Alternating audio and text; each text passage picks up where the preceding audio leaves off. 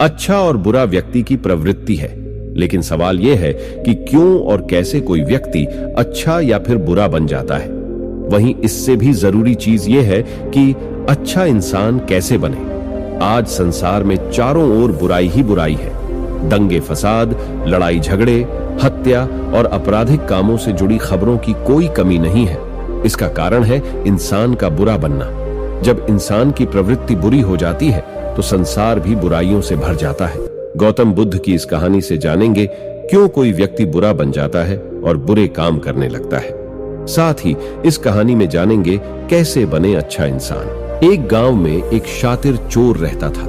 पूरा गांव उस चोर के बारे में जानता था, लेकिन इसके बावजूद भी कोई उसे पकड़ नहीं पाया। उस शातिर चोर ने अपना संपूर्ण जीवन चोरी करने में लगा दिया। इतना ही नहीं, आसपास के गांव और नगर में भी उसकी बराबरी का कोई चोर नहीं था। चोर का एक बेटा था जिसे वह अपनी तरह ही शातिर चोर बनाना चाहता था।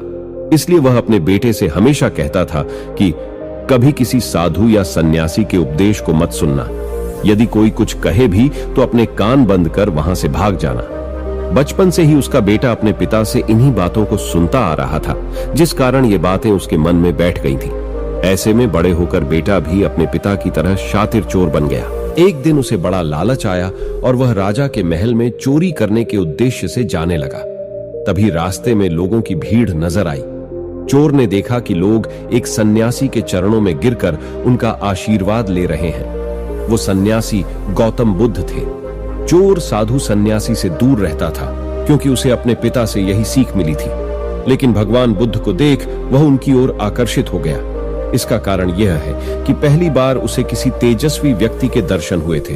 अचानक उसे पिता की बात याद आ जाती है कि साधु सन्यासियों से दूर रहना चाहिए। चोर असमंजस में रहता है कि वह सन्यासी के पास जाए या चोरी करने के लिए आगे बढ़ जाए। एकाएक उसके मन में यह प्रश्न आता है कि आखिर पिताजी क्यों साधु संतों से दूर रहने को कहते थे। इसका उत्तर जानने के लिए चोर भी लोगों के बीच बैठ जाता है और भगवान बुद्ध के उपदेश सुनने लगता है। बुद्ध लोगों को झूठ बोलने की व्यर्थता और विश्वासघात के बारे में बताते हैं।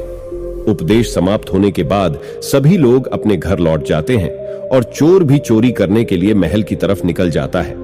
लेकिन पूरे रास्ते वह यही सोचता रहता है कि क्यों ना एक बार उस सन्यासी के उपदेश में कई बातों को मान कर देखा जाए। इस तरह से वह चोरी करने के लिए महल की दीवार से कूदने के बजाय महल के द्वार से अंदर जाता है।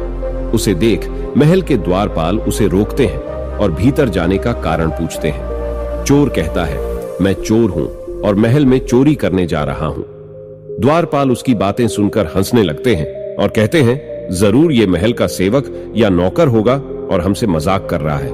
ये सोचकर वे उसे महल के अंदर जाने दे देते हैं। महल जाने के बाद चोर खजाना रखे तिजोरी के पास पहुंच जाता है और तिजोरी को तोड़कर धन और आभूषण को पोटली में भरकर भागने लगता है। तभी उसकी नजर महल के रसोई पर पड़ती है। रात होने के कारण सभी सो रहे होते हैं और रसोई में कोई नहीं रहता है। चोर को जोर की भूख लगी थी, इसीलिए वह रसोई में जाकर पेट भर खाना खा लेता है। इसके बाद चोर वहां से जाने लगता है। तभी उसे बुद्ध के उपदेश में सुनी दूसरी बात याद आती है कि जिसका नमक खाया है उसके साथ कभी भी विश्वासघात नहीं करना चाहिए।